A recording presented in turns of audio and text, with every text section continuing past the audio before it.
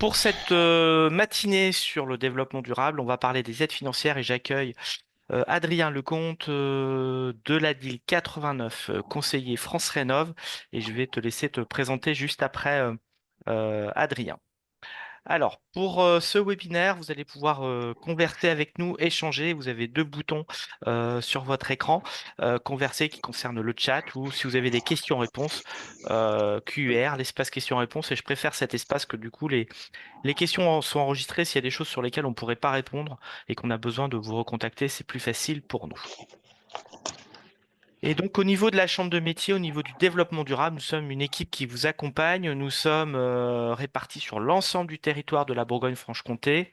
Donc, nous avons Guillaume Rodriguez sur le territoire de la Côte d'Or, Antonin Magnonnet qui fait le territoire du Doubs et une partie de la Haute-Saône. Haute-Saône partagée aussi avec David Ritted sur le territoire de Belfort.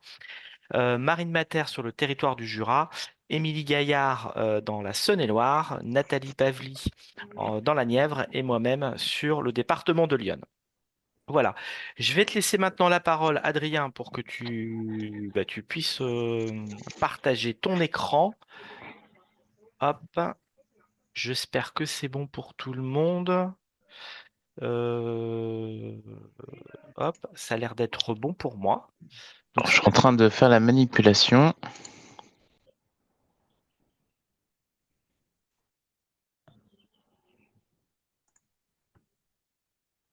voilà. Il y a ton PowerPoint à l'écran. Ok. Ça fonctionne du coup, Thierry? On Oui? est en mode, oui, très bien. Ok, super, super. Normalement, on voit. Parce que j'ai pas de retour caméra de mon côté. C'est bon, très bien. C'est bon, tu peux y aller. Ok, Euh, Tu peux y aller. Voilà, je te laisse très bien. défiler et je vous poserai quoi, je te poserai des questions en fonction des demandes qui pourrait y avoir ou des remarques qui pourrait y avoir par les participants. Donc, n'hésitez pas à interagir, à poser vos questions. Un sujet, tu vas nous le redire tout à l'heure, Adrien, d'actualité aussi. Oui, oui, on Voilà. va peut-être Allez, commencer allez. un peu par ça. Mais effectivement, merci Thierry pour l'invitation, pour animer avec toi ce webinaire sur les aides à la rénovation au sens large, rénovation de l'habitat. L'idée de ce webinaire, c'était de parler des évolutions en 2025 et juste après avoir présenté notre service, effectivement, je ferai un point d'actualité.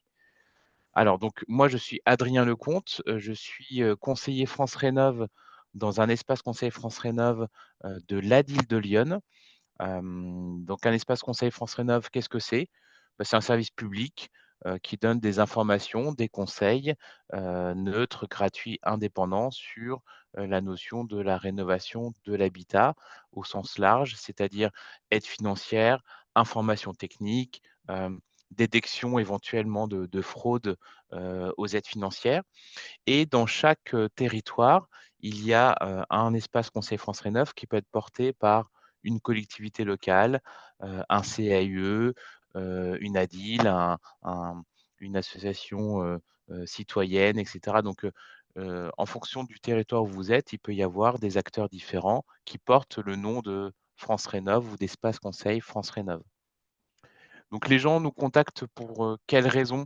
Souvent, ils se posent des questions sur, j'achète une maison, celle-ci est à rénover, quelles sont les aides? Comment je peux financer mon projet d'achat et de rénovation? Ça peut être, je mon système de chauffage est en panne, je souhaite remplacer la chaudière, quelles sont les aides? J'ai plein de devis, comment les comparer? Heu, Par où commencer? Qu'est-ce que je dois faire en premier? Déposer un dossier, signer un devis? Hem, on m'appelle au téléphone sur des aides à 1 €, est-ce que c'est vrai? Donc sur tous ces thématiques-là, on peut être un acteur, d'information, de conseil et d'orientation. C'est le rôle du conseiller France Rénov'. Donc dans la formation, on va être, une sorte de tiers de confiance pour le ménage.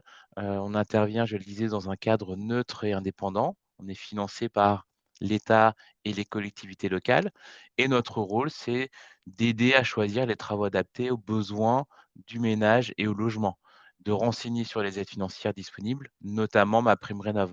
France Rénov', c'est tout un écosystème. France Rénov', c'est à la fois les aides à la rénovation type MaPrimeRénov'.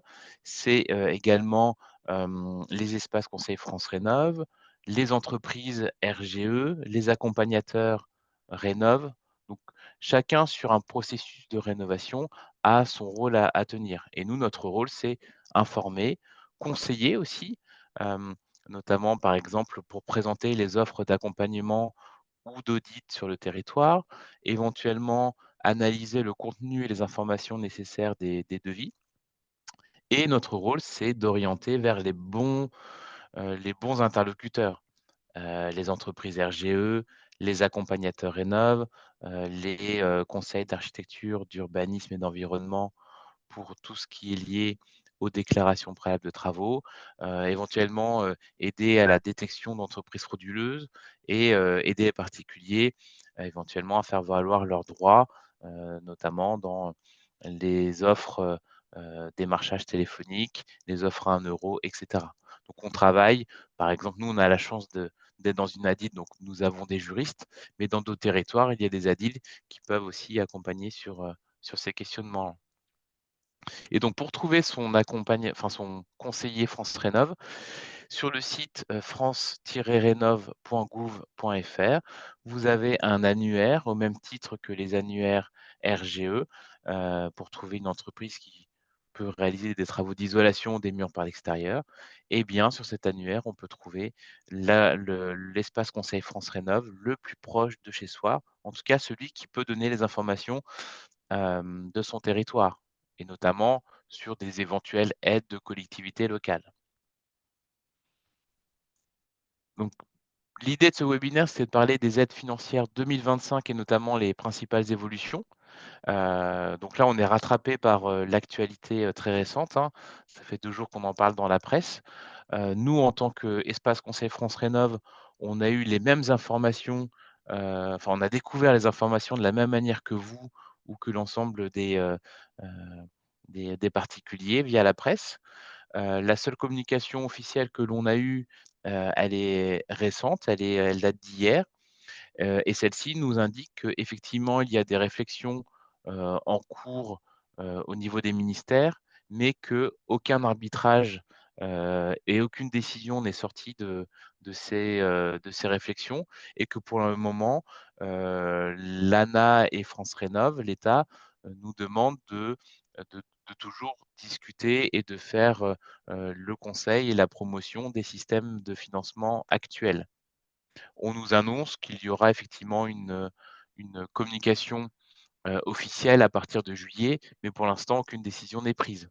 Donc effectivement, toute la discussion au niveau national qui consiste à dire qu'il y aurait un arrêt de MaPrimeRénov', une pause de MaPrimeRénov', un report de MaPrimeRénov', tout ça pour nous, en tant qu'Espace Conseil France Rénov', tant qu'il n'y a pas d'information officielle par le canal officiel, ça reste des réflexions et des possibilités, des hypothèses. Mais pour le moment, aucun aucune décision n'a été prise et qui, nous indiquerait la manière à suivre ou l'information qu'on pourrait donner aux particuliers.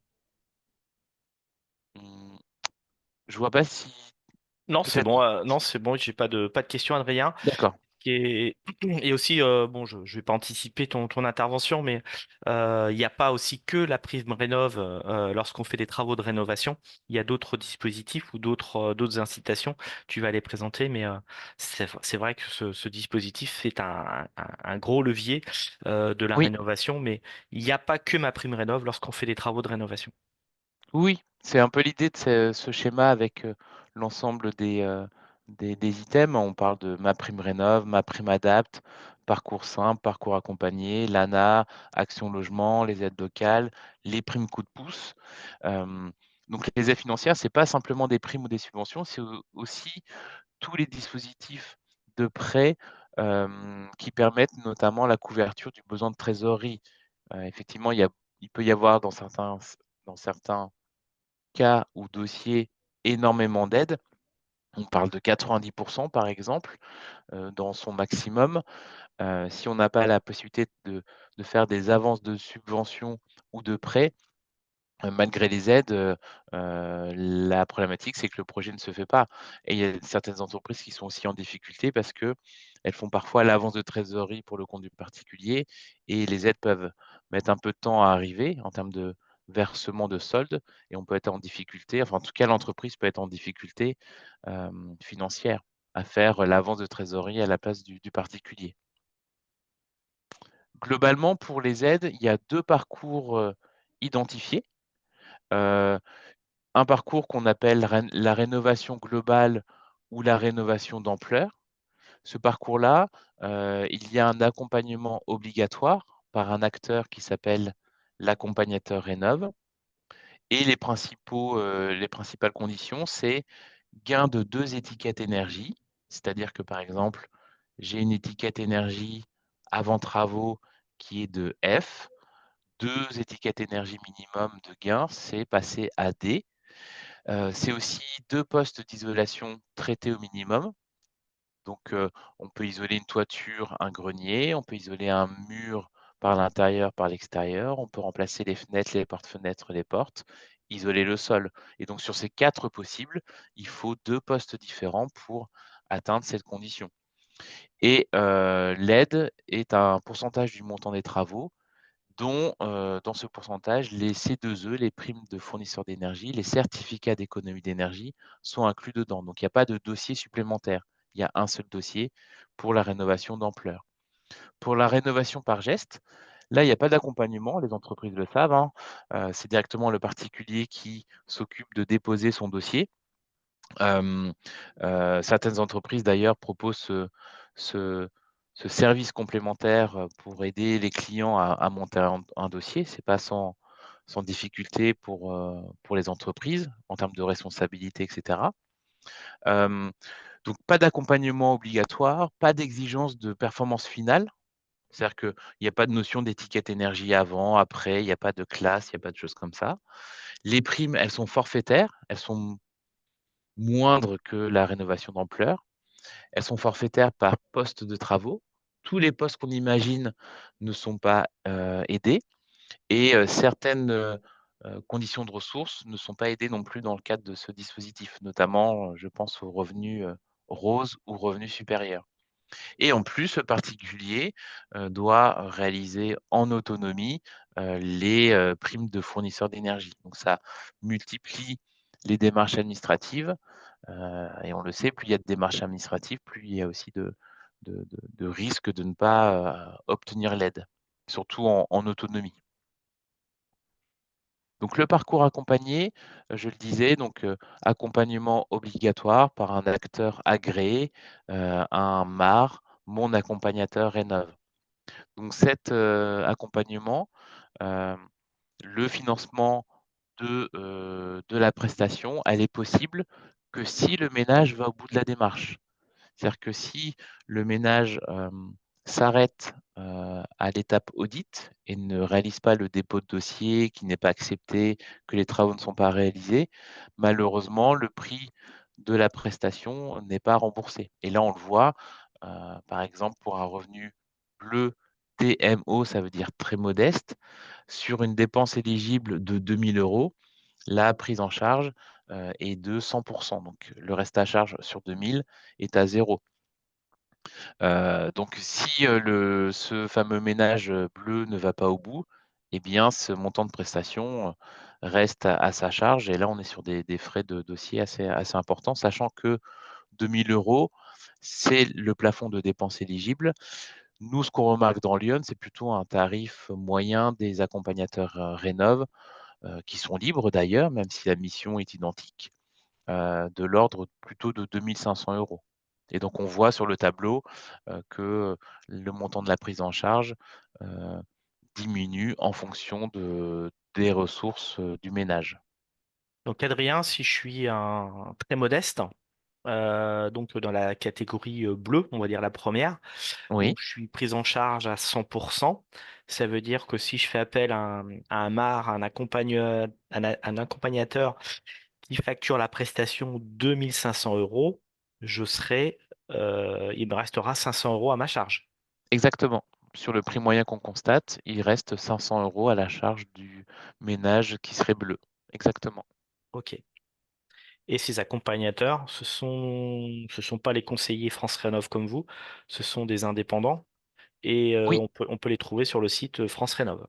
oui, oui, sur le lien qui est en dessous sur le site France Rénov pour l'annuaire des professionnels, notamment l'EMAR, dont la mission, c'est de réaliser une visite technique à domicile, réaliser un audit énergétique, vérifier que les devis des entreprises RGE sont bien conformes aux préconisations de l'audit et l'assistance au dépôt du dossier en ligne, le dépôt du dossier technique et administratif. Et on est bien d'accord que les MAR, les accompagnateurs Rénov, n'ont pas le droit de faire de démarchage à domicile pour m'inciter à faire des travaux. Exactement. Ils C'est ne font pas de démarchage à domicile, ils ne sont pas liés à des entreprises non plus. Donc c'est le particulier qui a le choix de l'entreprise, qui réunit un certain nombre de devis pour, réaliser un projet de rénovation énergétique d'ampleur et c'est le MAR qui va devoir analyser chaque devis. Donc si le ménage a 3 devis pour, le remplacement du système de chauffage, l'accompagnateur Rénov va analyser ces 3 devis. Mais il ne dans sa mission, il est interdit pour lui de dire: «Contactez l'entreprise, X ou Y, dites que vous venez de ma part», quoi. Donc, c'est un petit peu ce qui est décrit au niveau national dans le cadre des dossiers frauduleux. C'est effectivement une, collusion entre un accompagnateur Rénov X et une entreprise Y, où là, il y a du démarchage téléphonique et cetera, tel qu'on l'imagine. OK.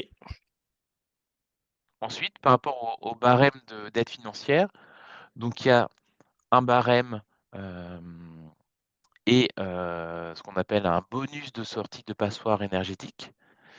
Par exemple, un ménage violet intermédiaire, qui, passe de F à, D, donc on est bien aux 2 sauts de classe énergétique. 2 sauts de classe énergétique, c'est 45 pour un violet. Comme on est F avant de travaux et D après, on fait une sortie de passoire, donc on a 10 en plus.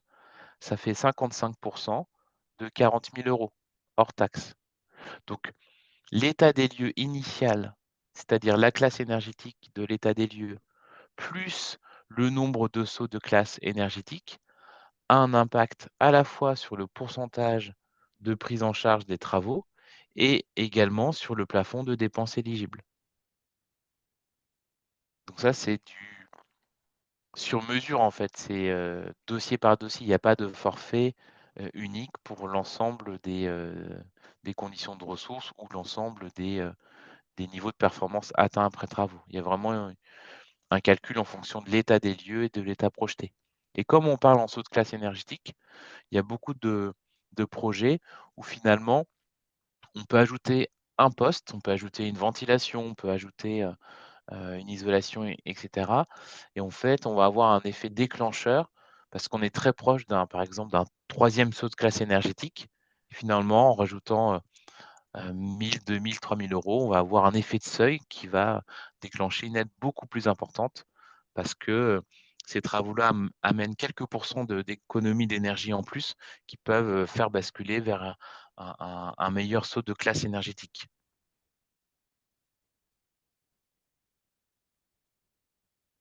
Et donc je voulais présenter rapidement Alors le attends, parcours, donc oui, Adrien, une petite sur ta diapo d'avant, j'avais une petite oui, question sur donc bien sûr, je vois que si on passe du F ou G en démili, il y a un petit bonus encore de 10%. mmh. Et la ligne écrêtement, ça signifie quoi? Alors l'écrêtement, c'est si jamais, il y a des aides complémentaires, locales, alors ce qui n'est pas le cas sur le département de l'Yonne hormis, heu le Sénonais et le Jovinien, mais ça peut être le cas dans d'autres territoires, dans d'autres collectivités locales. Eh bien, il faut pas, par exemple, pour un ménage, hem, qui serait intermédiaire, toujours, l'exemple du violet, il faut pas que l'ensemble des aides financières dépasse 80 du montant du projet, au niveau TTC. D'accord, Sinon, l'écrêtement, ça veut dire que MaPrimeRénov' réduit sa dotation pour atteindre un maximal de 80 pour, notre exemple du ménage violet. Donc d'accord. l'écrêtement, c'est si jamais il y a des aides complémentaires d'un département, d'une commune, d'une communauté de communes, d'une région, par exemple. D'accord. Donc l'écrêtement, c'est le taux maximum d'aide publique que je peux avoir pour faire mes travaux. Exactement. Ok, merci. Ensuite, il y a, enfin, pour le parcours du ménage, qu'il soit propriétaire occupant ou propriétaire bailleur, il est découpé en 5 étapes. Première étape, qui n'est pas obligatoire d'ailleurs, c'est le fait de contacter un espace Conseil France Rénov pour faire le point sur l'ensemble des aides qui peuvent exister, auxquelles je pourrais être éligible, puisqu'on a la connaissance de l'ensemble des dispositifs. Donc l'idée, c'est de faire un point déjà sur quelles sont les aides. Est-ce que je ne loupe pas une aide si j'ai un projet de rénovation? Après, il y a des ménages qui sont très, très bien renseignés, qui, ont l'info et qui n'ont pas forcément besoin de nous contacter. Certains ont les infos et ont besoin d'être rassurés et nous contactent et donc on peut juste leur dire: «Vous n'avez oublié aucune aide, continuez à l'étape d'après» ou alors des gens qui sont pas du tout sensibilisés, qui nous contactent et là, on peut leur faire découvrir un peu l'ensemble des dispositifs.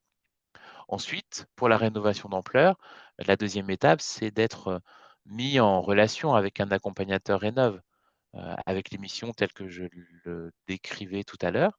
Et ensuite, une fois que, j'ai, mes devis qui sont réalisés par des artisans RGE, il y a un dépôt de dossier, un dépôt de demande et une fois l'accord obtenu, eh bien, il y a la possibilité d'accepter, les devis et de réaliser l'ensemble des travaux de rénovation et à la fin, la dernière étape, c'est, le dépôt des factures en ligne pour la demande de versement de l'aide. Ça, c'est les 5 grandes étapes. Il n'y a pas de à nouveau, on n'est pas obligé de faire appel à un conseiller France Rénov'. On peut, appeler un accompagnateur rénov' et avoir tous les devis tout de suite. On peut attendre l'accompagnateur rénov' et faire les devis après.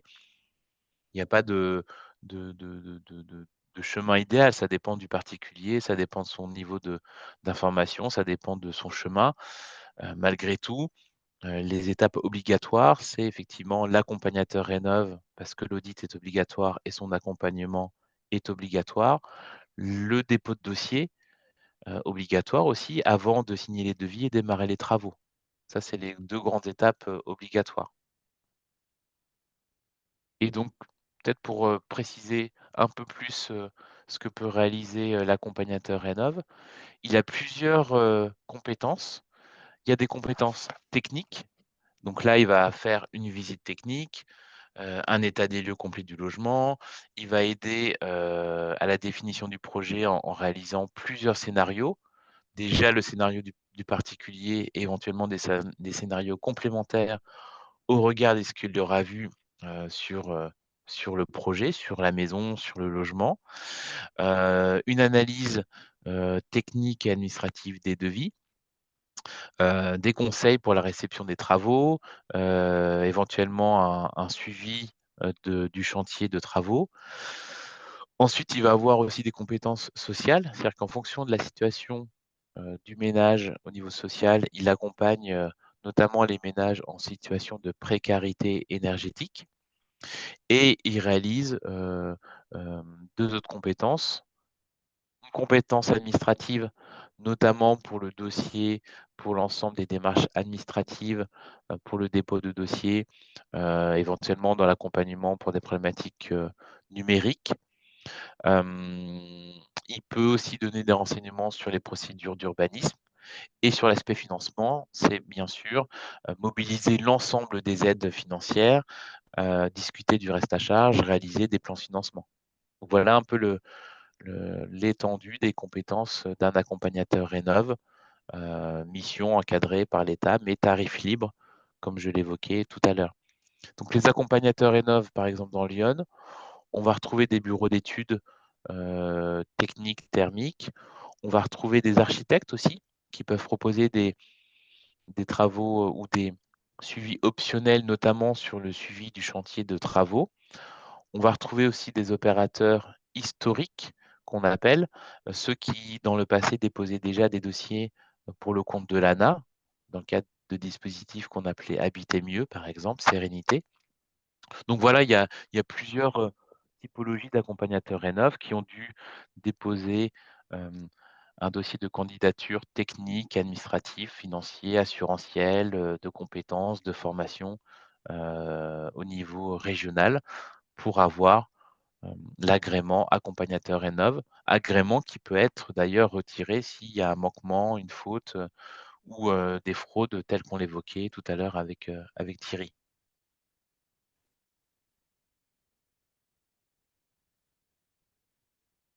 Là ensuite, je voulais vous présenter un compte, un exemple en fait, d'un cas, rencontré, dans Lyon qu'on a suivi.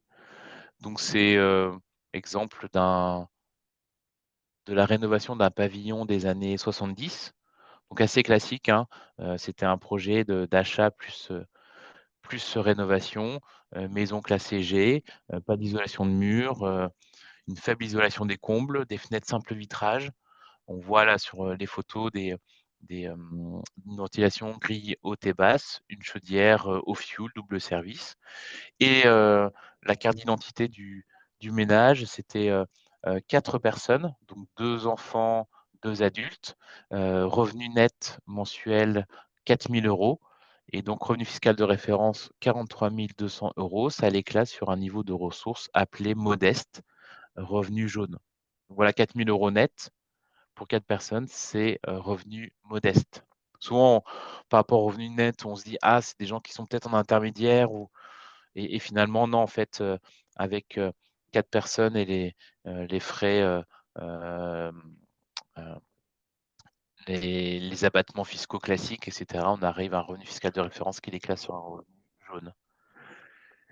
Et donc le programme de travaux réalisé, on retrouve l'isolation des combles perdus avec une résistance thermique de R égale 7, résistance thermique de 7. Ça fait à peu près, 30-35 centimètres d'épaisseur, d'isolant.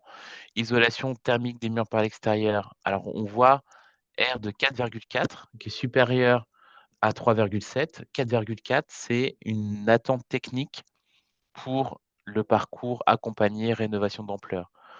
Pour le MaPrimeRénov' geste par geste, c'est 3,7. Donc on voit que en fonction du dispositif, il peut y avoir des niveaux d'isolation, de performance qui sont plus ou moins supérieurs et donc c'est le rôle de l'accompagnateur Rénov' de s'assurer que tout est conforme, à la réglementation, technique. Ensuite, isolation du plafond du sous-sol, R égale 3. Le remplacement, des fenêtres pour passer sur du double vitrage classique, hein, UW 1,4 et dans ce cadre-là, le remplacement du système de chauffage, pompe à chaleur RO double service et pour terminer, une ventilation simple flux hygroréglable de type B. Alors là, c'est le cas un peu idyllique, hein, achat plus rénovation. Les gens avaient du temps pour, avant de rentrer dedans. Ils étaient prêts à faire une rénovation, quasi globale et grâce aux aides, ils ont pu compléter, le projet de travaux de rénovation. Donc étiquette avant travaux, G, je le disais avec l'audit, énergétique, réglementaire. On était avec une estimation de 3 000 € par an, de chauffage, pour les 80 carrés. Après travaux, de la même manière, l'audit et l'accompagnateur rénov' estiment, à 650 € avec une, lettre étiquette B. Donc on passe de G à B, on fait 1 saut, 2 sauts, 3 sauts, 4 sauts, 5 sauts. Donc on est à 4 sauts et plus. On est sur le niveau de classe énergétique le plus important et le niveau de dépenses éligibles le plus important. Pour ce projet-là, comment il a été financé? Donc il y a, un projet qui était à 69 000 € TTC, aide directe MaPrimeRénov' rénovation accompagnée, 45 782. Une aide de mon accompagnateur rénov', comme ils sont en modeste, de 1 600 €. Donc dans les 69 000 €, il y a aussi la prestation de l'accompagnateur rénov'. Ça fait un total de 47 382 € d'aide financière. Comment, a été financé ce projet-là? Avec notamment un éco-prêt à taux zéro, 21 618 € avec une durée de remboursement de 15 ans, ce qui, faisait une mensualité de 120 € hors assurance. Et donc si on regarde un peu le, si les gens n'avaient pas fait de travaux et si on projetait ça sur, 15 ans par exemple, hem, aujourd'hui, avant travaux, il y avait 256 € de frais de chauffage par mois. Avec le prêt, hem, aujourd'hui, les gens passent à 55 € de chauffage par mois et une mensualité de 120 €. Par rapport à l'état initial, on est à 81 € d'économie par mois. Si on le projette sur 5 ans, enfin sur 15 ans pardon, avec une augmentation de 3 de l'augmentation du coût de l'énergie, qui est plutôt une approche, qui n'est pas défaitiste, qui n'est pas enfin qui est plutôt, favorable, hein. On voit qu'il y a des augmentations qui sont plus fortes sur les dernières années, mais on a été délibérément, plus favorable. Donc on arrive, au bout de 15 ans à 358 € par mois. Au bout de 15 ans, il y a plus de prêts et donc on bascule à 77 € par mois de chauffage. Ça fait 280 € d'économie par mois par rapport à une situation initiale où aucun travaux n'aurait été réalisé.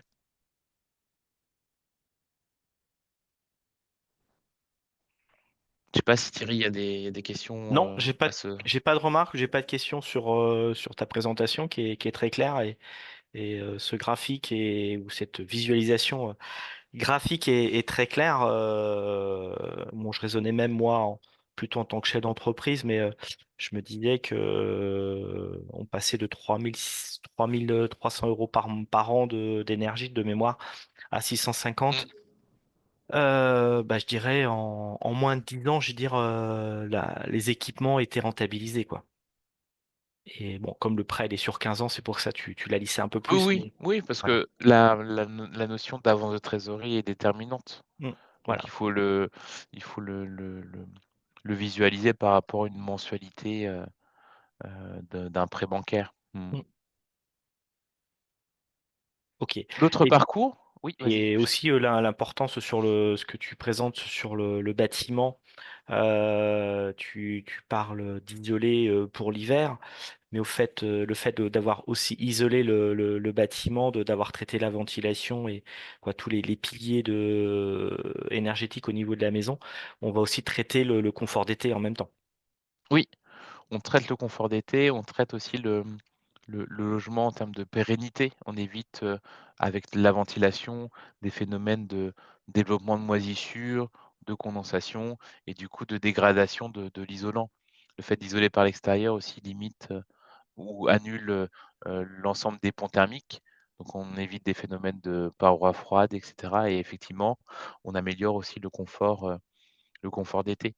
Alors, Adrien, Hem, pardon, j'ai une oui, question. Quand j'ai une question, une remarque, question-remarque. Que faire quand la rentabilité, elle est sur 35 ou 40 ans? Typiquement, si on était en lettre G, oui, euh, cette maison, moi, si j'étais le propriétaire, je n'aurais plus le droit de la louer déjà. oui.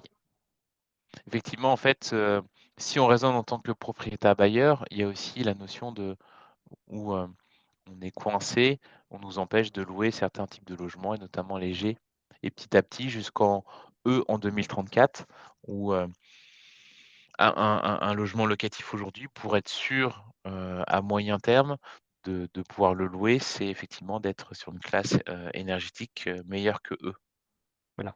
Mais si on est sur des travaux avec une rentabilité sur 35 ou 40 ans, faut- après, il faut voir si la personne est très modeste ou pas modeste, quoi. Faut voir aussi en fonction Oui, des c'est revenus. ça, c'est qu'en fait, chaque, cas est unique, en fonction de la faisabilité technique. C'est sûr que, 35 ans ou 40 ou 50, hem, est-ce qu'il faut requalifier les travaux? Est-ce que les ressources du ménage permettent de diminuer ce temps de retour d'investissement? C'est vrai que c'est une notion qu'on utilise très peu parce que, heu, elle n'est pas «palpable» entre guillemets, alors que quand on raisonne en mensualité, on peut raisonner en économie de charges. C'est assez intéressant d'intégrer la facture de chauffage, la mensualité, l'économie par rapport à une nouvelle facture pour voir si déjà dans un temps, restreint, donc la durée de remboursement du prêt, on arrive à réaliser des économies. C'est sûr que, par exemple, si, avant travaux, on était à 250 € et après travaux à 500 de charges mensuelles, bon, bah, le projet est pas rentable. Il faut le redéfinir, il faut redéfinir les solutions techniques, il faut redéfinir, bah, beaucoup de choses en fait. Chaque cas est unique. Ok, merci. Hem, donc le second parcours, c'est le parcours non accompagné. Alors les critères déjà, c'est que l'ensemble des ressources, des catégories de ressources ne sont pas éligibles. On va retrouver que les ressources TMO, donc pour très modeste, MO modeste, INT pour intermédiaire, donc ça va être les couleurs bleu, jaune et violet qui sont uniquement éligibles à cette aide. Comme pour le parcours accompagné, pour le coup, les propriétaires occupants et bailleurs, les personnes physiques uniquement, sont éligibles à ce dispositif. Les évolutions qui ont été annoncées en 2025, c'est, que ce serait ouvert aux maisons individuelles de classe A à E et il y aurait une, modification à partir du 1er juillet 2026. C'est-à-dire que, hem, aujourd'hui, un logement qui est classé G, il peut faire une demande non accompagnée, pour, je ne sais pas moi, installer un poêle à bois. C'est vrai que c'est pas l'essence même du système. L'idée de ce système, c'est plutôt pour les logements qui sont classés de A à E, qui auraient déjà un niveau d'isolation, intéressant et qui ne feraient que compléter ici et là, des postes de rénovation. Quand on a un logement G où il y a tout à faire, l'intérêt, c'est plutôt d'aller sur, le parcours accompagné. Pour les appartements, pour le coup, là, c'est ouvert à toutes les classes énergétiques. Et ce qui va changer, c'est que, il y aura un DPE ou un audit obligatoire pour justifier de la classe énergétique du logement à partir du 1er janvier 2026. Ça, c'est une réintroduction d'un dispositif qui existait déjà puisque par le passé, pour ma prime rénov', hem, non accompagnée, il y avait l'obligation d'avoir un DPE ou un audit. Qui a très vite disparu, au profit de, hem, d'un système, un peu temporaire de ne pas demander ce système. Et pour les maisons, enfin, l'idée c'était quand même que ce parcours non accompagné flèche, uniquement des installations de systèmes de chauffage ou d'eau chaude sanitaire décarbonés. Donc par exemple, un poêle à bois, une chaudière à bois, une pompe à chaleur et que seulement les travaux d'isolation, soient possibles si c'est demandé en même temps. Ça, c'était l'essence même et cette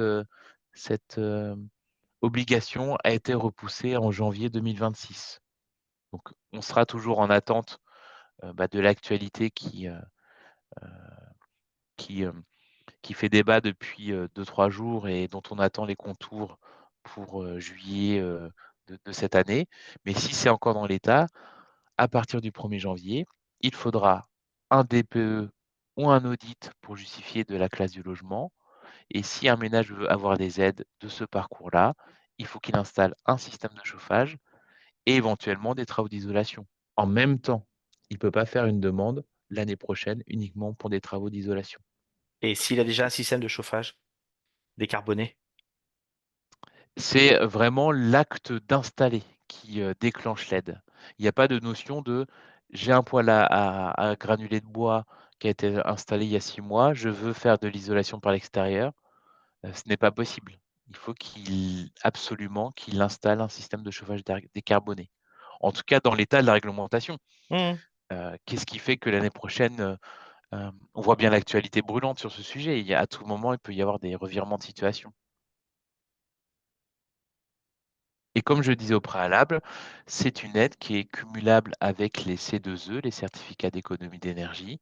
Et là, pour le coup, c'est à nouveau le particulier qui doit gérer son dossier administratif, comme le MaPrimeRénov' parcours, geste par geste ou non accompagné.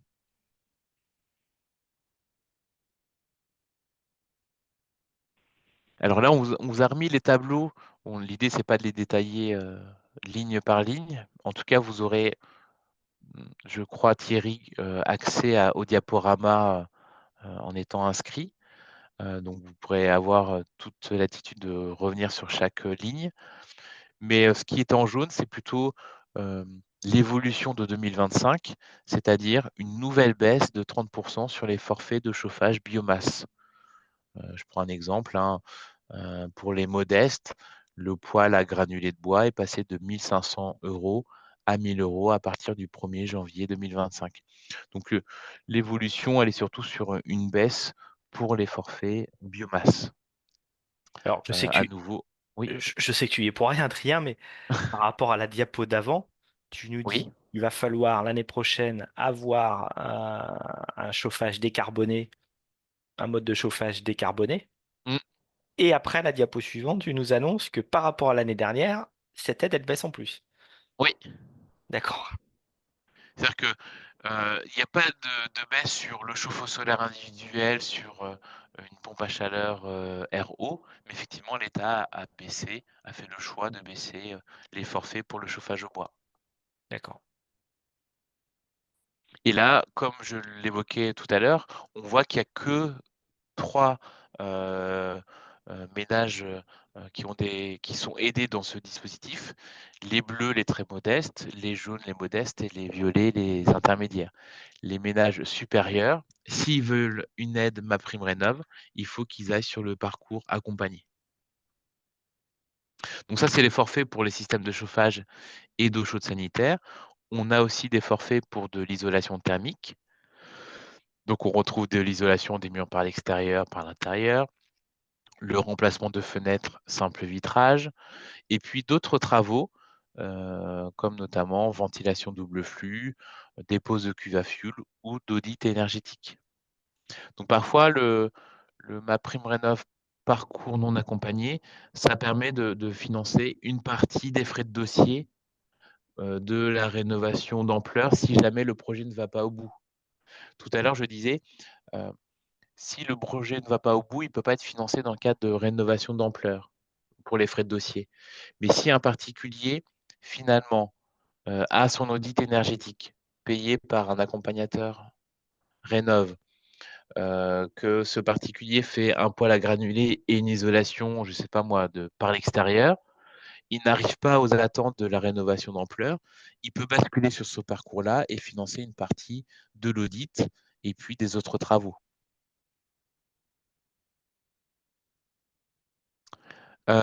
Quelles sont les évolutions? Alors très peu d'évolutions sur l'aspect isolation.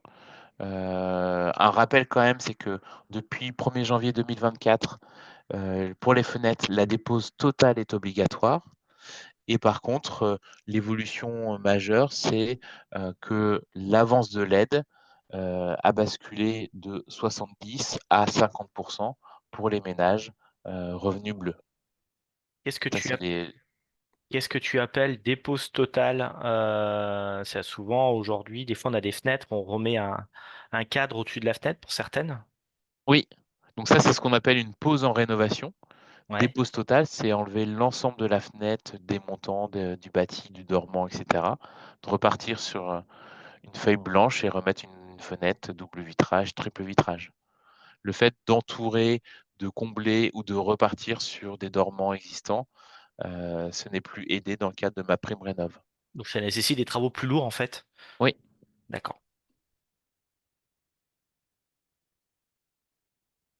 et en synthèse, quel parcours choisir? C'est un peu ce que j'évoquais tout à l'heure, un peu en parenthèse, c'est-à-dire que, en gros, la rénovation d'ampleur, elle est adaptée pour les projets, avec des bouquets de travaux, avec parfois des demandeurs qui ont des besoins en termes d'assistance internet administrative et plutôt pour des logements classés EFG. Le par geste, c'est plutôt pour des projets simples, 1 ou 2 postes de travaux, donc déjà des logements qui sont qualifiés de hors passoire énergétique, donc hors EFG et pour des demandeurs qui sont autonomes au niveau internet, administratif et cetera, qui sont, à l'aise avec ces aspects-là. Donc voilà pour simplifier la manière dont on pourrait choisir un parcours adapté pour ma prime rénov. Ok, donc on n'a pas de questions, Adrien, mais s'il y a des choses, je te les fais passer. Ok. Ensuite, les évolutions pour les certificats d'économie d'énergie pour 2025, c'est la poursuite des coups de pouce, enfin du coup de pouce chauffage, celui qui consiste à remplacer une chaudière fioul ou gaz par un système de chauffage par énergie renouvelable, pompe à chaleur, chaudière granulée de bois, chaudière bois bûche. Donc celui-ci a été reconduit en 2025. Par contre, le coup de pouce pilotage connecté du chauffage pièce par pièce a disparu depuis le 22 novembre 2024. C'était le fameux thermostat à 1 euro et il y a eu énormément de fraude là-dessus. Euh, des systèmes qui étaient installés pour 1 euro, pas forcément adaptés, avec des abonnements gratuits qui ne l'étaient plus, avec des abonnements qui deviennent payants et très chers. Et puis, une fois que les acteurs de la fraude avaient un pied dans la maison, bah, ils étaient libres, entre guillemets, de proposer d'autres choses. Et on a eu beaucoup de fraudes, beaucoup de retours d'expérience euh, délicats sur la qualité des matériaux. Avec le pilotage connecté, on installait une pompe à chaleur qui ne fonctionnait pas ou des choses comme ça. Donc il y a beaucoup de contre-références malheureusement. C'est un peu le problème parfois des aides financières, c'est qu'elles sont importantes et il n'y a pas toujours le niveau de contrôle qu'on souhaiterait ou qu'on espérait pour éviter toutes ces fraudes.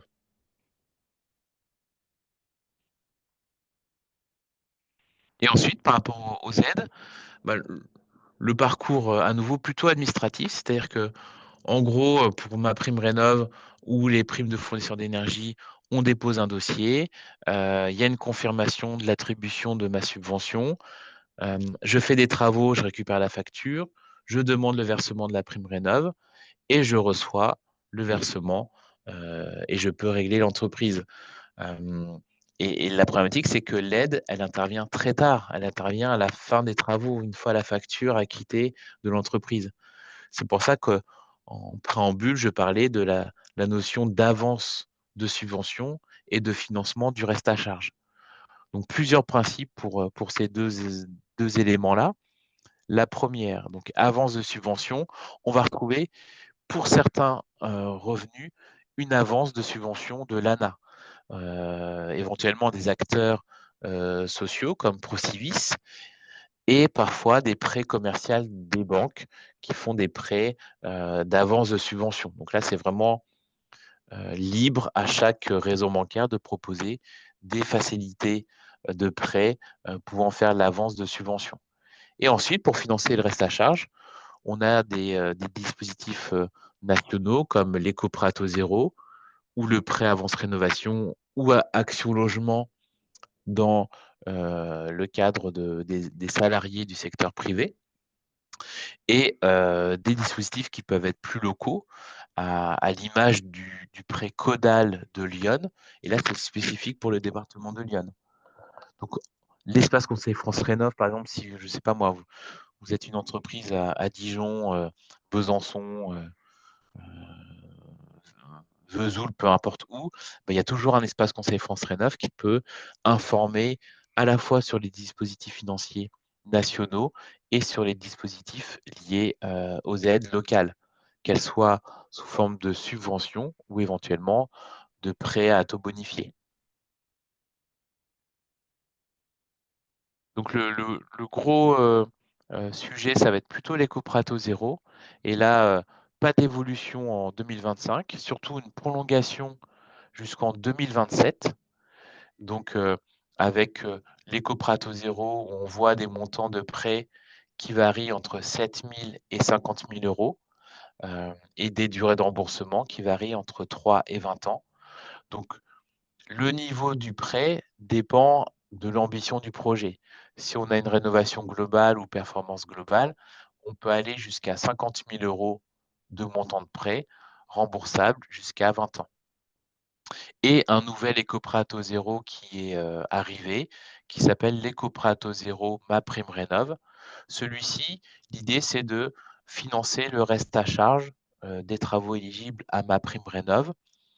Et l'intérêt pour la banque, c'est que ça simplifie pour elle les démarches, puisque sur les autres prêts, c'est à la banque de faire l'instruction technique, alors que pour l'éco-prêt à taux zéro MaPrimeRénov', la banque se base sur la notification d'accord de MaPrimeRénov' qui est transmise par l'ANA. Et avec cet accord, ils font leur travail de vérification du taux d'endettement, de la faisabilité financière du ménage à rembourser les mensualités. Et tout l'aspect technique a déjà été visé par l'accompagnateur Rénov, par exemple. Donc ça simplifie pour la banque les démarches. Pour les autres prêts, pour le financement des travaux, on va retrouver, je le disais tout à l'heure, le prêt avance rénovation. Donc le prêt avance rénovation, l'idée c'est de ne payer que les intérêts d'emprunt et le remboursement du capital se fait au moment d'une mutation, c'est-à-dire au moment d'une vente ou d'une succession du logement. Donc c'est dans ces moments de vie de l'habitation où le remboursement de capital peut se faire. Aujourd'hui, il n'y a que 3 banques qui sont en capacité de proposer ce prêt-là. On va retrouver le CIC, le Crédit Mutuel et la Banque Postale. Et là, le montant du prêt, il est déterminé par la banque. Le principe est encadré, mais le montant du prêt est à discrétion, entre guillemets, commerciale de la banque. Le Codal, donc le Codal, dispositif vraiment iconé pour Lyon, donc c'est pour les propriétaires occupants et bailleurs. Et là, on est sur un prêt à 15 000 euros à 1,5%. Ce qui est intéressant avec ce prêt, c'est qu'on peut financer d'autres travaux de rénovation, pardon, d'autres travaux en plus que la rénovation énergétique. Ça peut être une réfection de toiture, des travaux d'électricité, d'assainissement.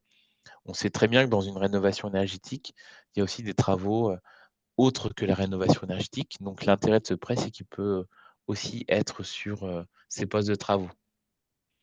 Et après, avec son logement, bah là, pour le coup, ils ont différents prêts pour les salariés du secteur privé qui peuvent toucher l'accession, l'amélioration de l'habitat.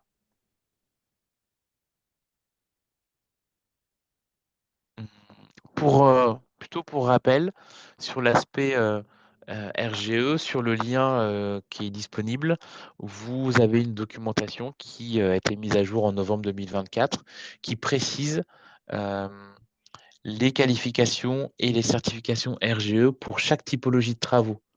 Donc, si en tant qu'entreprise, vous voulez devenir RGE, euh, faire évoluer votre offre pour d'autres travaux et donc devenir RGE pour les travaux que vous souhaitez proposer en termes d'évolution à vos clients.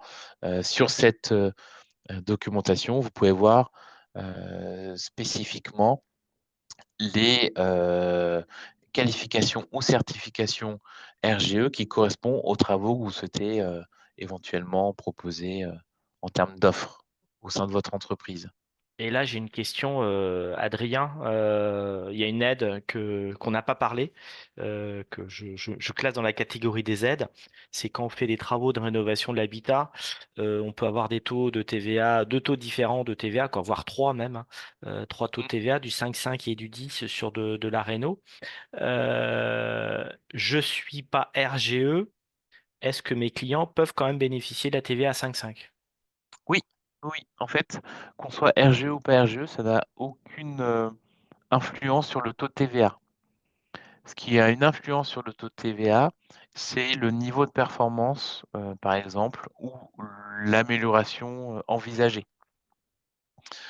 Par exemple, isolé par l'extérieur avec une résistance thermique supérieure ou égale à 3,7 déclenche un taux de TVA de 5,5.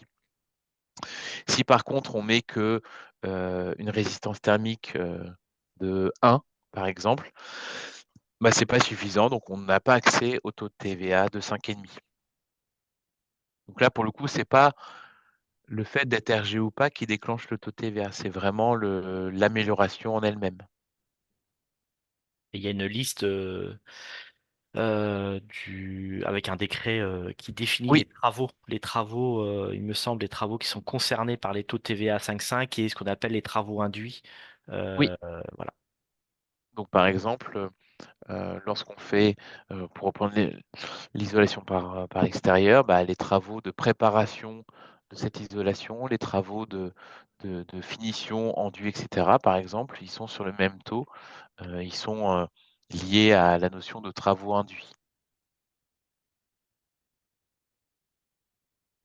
Ok, et ben merci pour ce petit point sur le RGE qui nous semblait nécessaire. Et est-ce qu'il y a encore Ensuite, d'autres aides? oui, on va trouver aussi, une autre aide qui, a été, installée, récemment, donc qui s'appelle MaPrimeAdapt'. MaPrimeAdapt', c'est pour le maintien à domicile et l'adaptation du logement, à une perte d'autonomie ou un handicap. Et donc là, pour le coup, il y a un accompagnement obligatoire par un AMO, un assistant à maîtrise d'ouvrage habilité autonomie. Et je précise que pour certains territoires, ça peut être, un seul acteur. En fait, il y en a 6 pour le département de l'Yonne, mais sur certains territoires, il peut y avoir une exclusivité. C'est pour ça que j'ai noté Urbanis pour la communauté de communes du Jovinien. Pour d'autres territoires, il n'y a pas de notion d'exclusivité. Et du coup, ça peut être un des 6 qui est en capacité de monter un dossier. Là, ce dossier-là, l'idée, c'est pour des ménages qui sont modestes et très modestes. Elle est accessible pour les personnes âgées de 70 ans et plus, sans condition de perte d'autonomie. Donc l'âge suffit pour avoir accès à cette aide, en plus des conditions de ressources, bien sûr.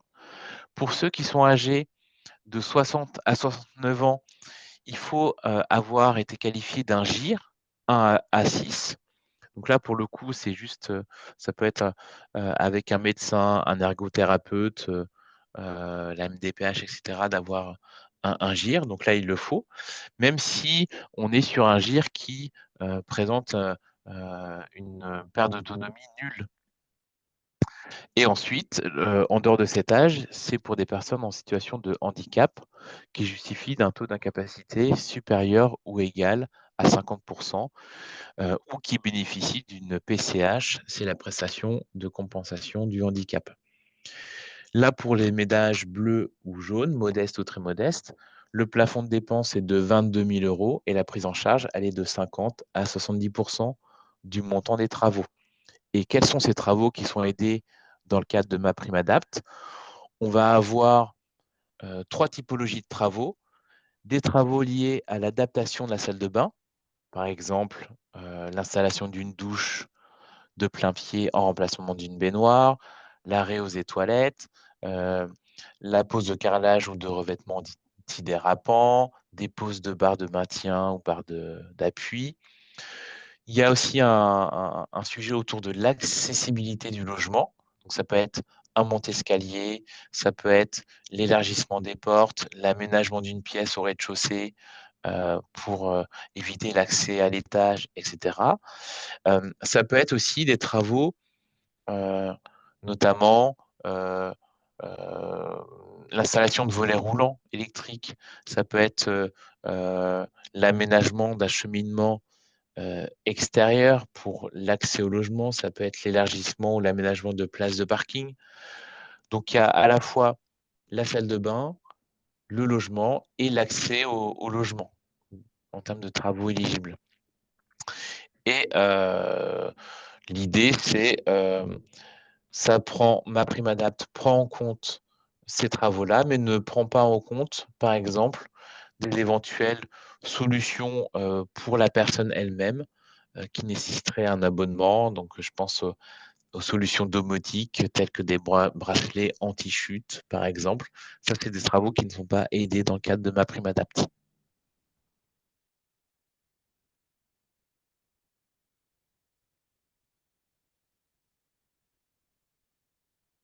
Et donc, un exemple à nouveau, donc là, c'est l'adaptation d'une salle de bain. On voit la photo là, donc une baignoire, personne à mobilité réduite, perte d'autonomie. La personne de 72 ans ne peut plus utiliser sa baignoire. Elle est sur un niveau de ressources appelé très modeste. Cette salle de bain enfin, ce projet, c'était création de, on le voit sur la photo à nouveau, un bac à douche faible épaisseur de plein pied, 5 500 € de travaux de rénovation de cette salle de bain, une aide de MaPrimeAdapt de 3 500 €, un reste à charge de 2 000 € pour financer ce projet-là.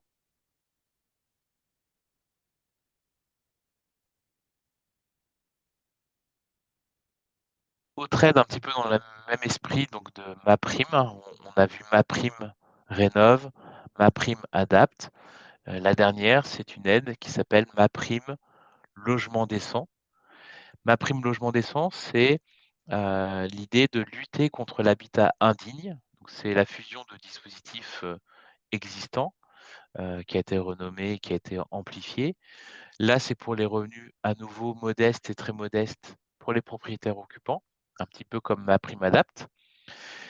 Là, l'idée, c'est de faire venir un accompagnateur qui va évaluer le logement via une grille de dégradation, hem, donc pour vérifier l'état de dégradation du logement sur l'ensemble des postes. Ça peut être, hem, l'électricité, la toiture, les fondations, les murs, les sanitaires, les peintures, la zinguerie, tous les postes liés au logement. En plus, doit être réalisé un audit énergétique et donc là, la prise en charge, c'est un montant de travaux, en fonction, également des ressources et donc qu'est-ce que ça finance? C'est ce que je disais, ça finance des travaux pour sortir le logement de l'habitat, dégradé ou indigne. Donc la rénovation du réseau électrique, ou de gaz, la réfection de toiture, le renforcement des fondations du logement et cetera et donc ça, les critères d'éligibilité, au-delà des conditions, il y a, via cette grille, un indice de dégradation, et l'atteinte d'une étiquette énergie après travaux et en fonction de ça, on retrouve, une prise en charge qui peut être, de 90 ou jusqu'à 70 en fonction des ressources et le plafond de dépenses éligibles dépend de l'étiquette énergie, avant travaux.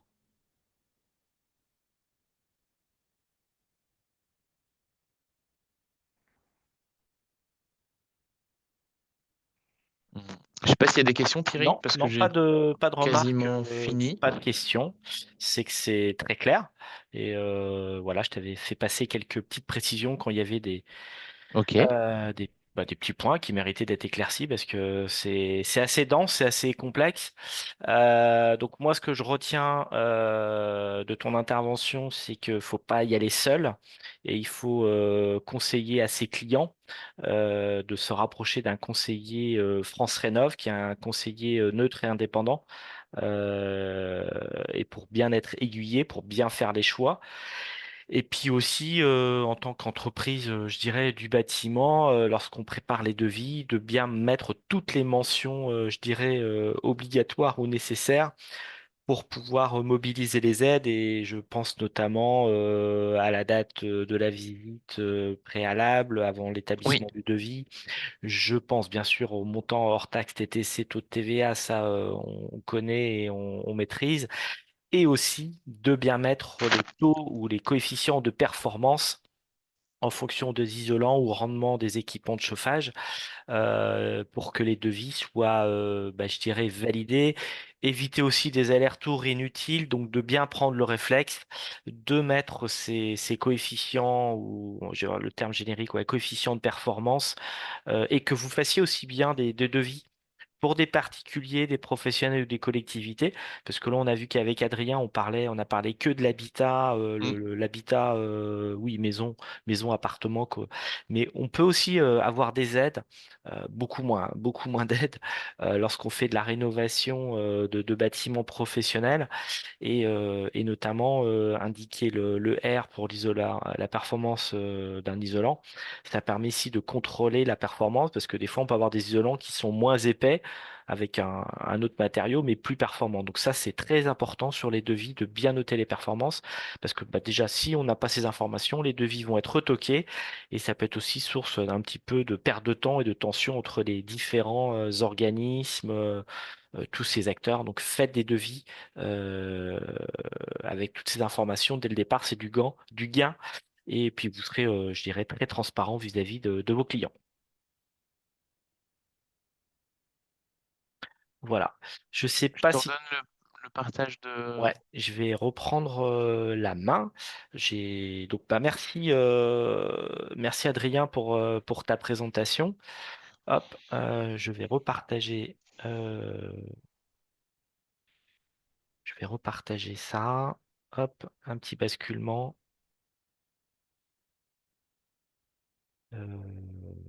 Hop.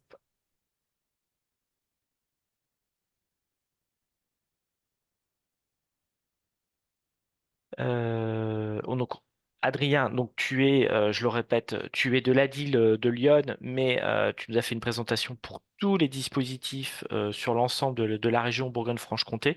Donc, bien entendu, tu as connaissance du côté local sur le département de Lyon, mais j'insiste le fait de se rapprocher de son conseiller France Rénov, de son département, pour qu'il soit aussi, je dirais, qu'il ait la connaissance des aides locales qui pourraient être mobilisées. Tu nous as parlé d'une communauté de communes, par exemple le Jovinien. Mais je sais, quoi, il y a des dispositifs dans d'autres territoires de Bourgogne-Franche-Comté. Donc rapprochez-vous de votre conseiller France Rénov de votre territoire. Et au niveau je dirais, pour conclure, au niveau de la chambre de métier, au niveau de l'artisanat, on accompagne les artisans sur la transition écologique et énergétique, notamment avec des visites énergie. C'est que on fait des visites dans les entreprises qui consomment de l'énergie. Exemple, boulangerie, locaux, commerciaux. On peut faire des visites pour faire un petit tas des lieux. Alors, c'est pas des DPE, hein, mais c'est identifier les postes d'énergie et de faire aussi des analyses de factures et de contrats d'énergie, parce qu'on peut faire des économies financières en renégociant son contrat. On peut accompagner les artisans en faisant des études d'opportunité pour l'installation de panneaux photovoltaïques. Là, c'est une prestation qui est payante. Autant les visites énergie et études de factures sont gratuits.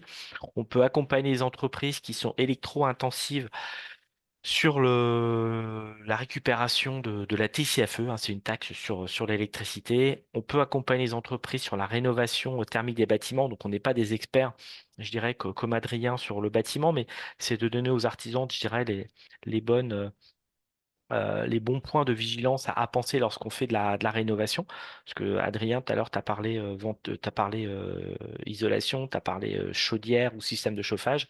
Et on sait qu'il faut aussi intégrer à tout ça la ventilation. Des sujets aussi qu'on traite, c'est l'eau et les rejets. Ça va faire notamment l'objet d'un webinaire demain matin sur l'eau. On est concerné l'eau en tant qu'eau potable, en tant qu'assainissement, et aussi au niveau de la pénurie, parce qu'on est déjà, on nous annonce déjà, on est déjà en zone sécheresse sur certains départements, et donc il y a des obligations qui vont être obligatoires pour certaines entreprises, certaines activités au niveau de la gestion de l'eau. On accompagne les entreprises sur la gestion des déchets, sur la marque Imprim Vert, sur la réparation, les réparateurs. Et on peut, d'une manière générale, vous accompagner sur des offres sur mesure sur le développement durable, mais pas que, mais aussi sur toutes les autres thématiques. Voilà. Eh bien, écoutez, je vois pas de questions. N'hésitez pas à nous reposer des questions si vous en avez. Sinon, vous avez toujours mon mail et je pourrais vous répondre ou faire suivre la demande ou les questions à Adrien. Mais Adrien, bah, je tenais à te remercier pour ton intervention, les informations que tu nous as transmises qui sont toujours très utiles. Et bah, je vous souhaite bah, à tous une agréable journée et puis à nous suivre encore demain sur le webinaire sur l'eau. Voilà. Et donc, Adrien, si tu avais un petit mot si t'as un petit mot à rajouter. Merci de nous accueillir dans ces webinaires et de pouvoir discuter avec des entreprises et de faire la promotion de France Rénov. Et puis effectivement, restons à l'écoute de l'actualité. N'hésitez pas à revenir vers des conseils, des espaces conseils France Rénov pour connaître l'actualité. Je pense qu'on sera peut-être amené à revenir vers vous au deuxième semestre avec des éléments plus concrets au regard de ce qui pourrait se produire ou non au mois de juillet. Voilà. Et ben, je vous souhaite à tous une bonne journée et à bientôt.